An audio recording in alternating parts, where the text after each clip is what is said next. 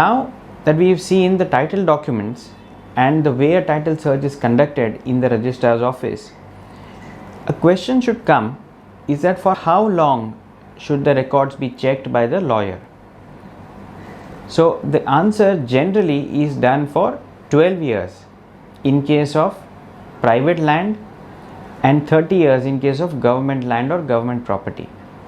Now from where have I bought this period of 12 years and 30 years is from the law of limitation.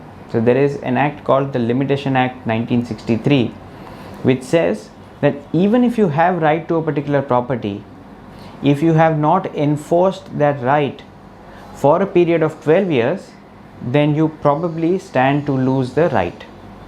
You will then not be able to enforce the right.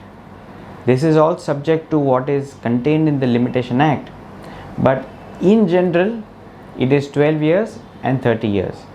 So generally a search is undertaken for a period of 13 years just to be sure of you crossing the 12-year limit.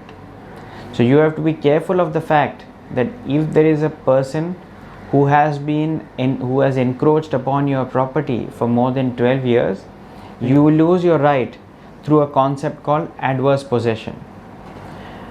This does not apply to leave and license agreements where you specifically mentioned the fact that you are only giving a right to use and not a right of possession. So a housing finance company should also ensure that the person actually has enforced his rights on the property and it is not a land or a property which is encroached upon by someone else.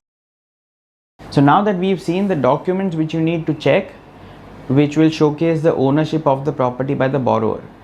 Only once you've verified that the borrower is actually the owner of the property, you can go to the next step. Check the nature of the right that he has. So if he is the owner of the property, you can be assured that yes, the property can be mortgaged. Now the next step is whether the person who is mortgaging the property actually has the right to do so. This question generally comes in cases where the property is given to the borrower by a government authority. Generally I am saying there can be other situations also. A flat has been given to the borrower by a housing board. In that case, the housing board generally will keep certain restrictions on creation of mortgage, on sale, transfer, gift, etc. So the borrower cannot transfer or create mortgage or charge of any nature without the consent of the housing board.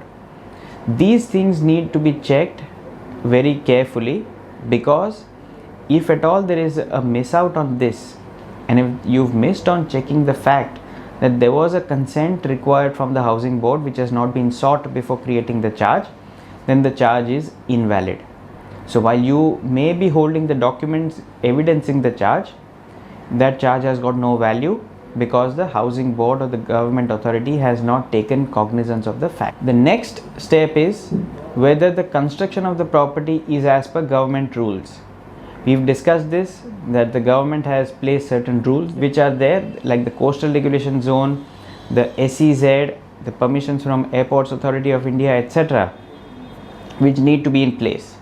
So you may have the ownership of the property, but if it is a construction which is illegal, then the government is in its full right and capacity to come and demolish the structure, and there will be no claim which would be tenable against the government action as long as it is legal. Apart from all this, there are certain other documents also that need to be seen.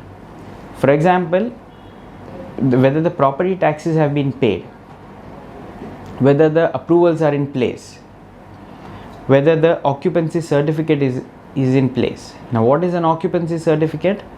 Is that in certain states, once the construction is complete, the local authorities will come, they will inspect the property, and they will give a certificate confirming that the building is constructed as per plan.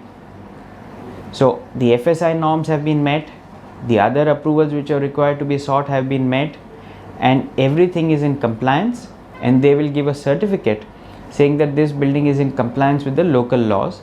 That certificate is called as occupancy certificate. Now this certificate may have different connotations in different states, but all in all, this certificate is issued in almost all the places. Once this certificate is there, you can be rest assured that more or less everything is in place and the security can be created, right? So what we have seen till now is the nature of ownership, the nature of right to create security, the approvals and the other documents. Only once you verified the authenticity of all of these and you've assured yourself that everything is authentic, can you go ahead and create security. So in law there are two concepts, creation of security and perfection of security. So creation of security is when the person has signed a document creating the security, and perfection of the security is that the security is actually enforceable after all the approvals have been sought.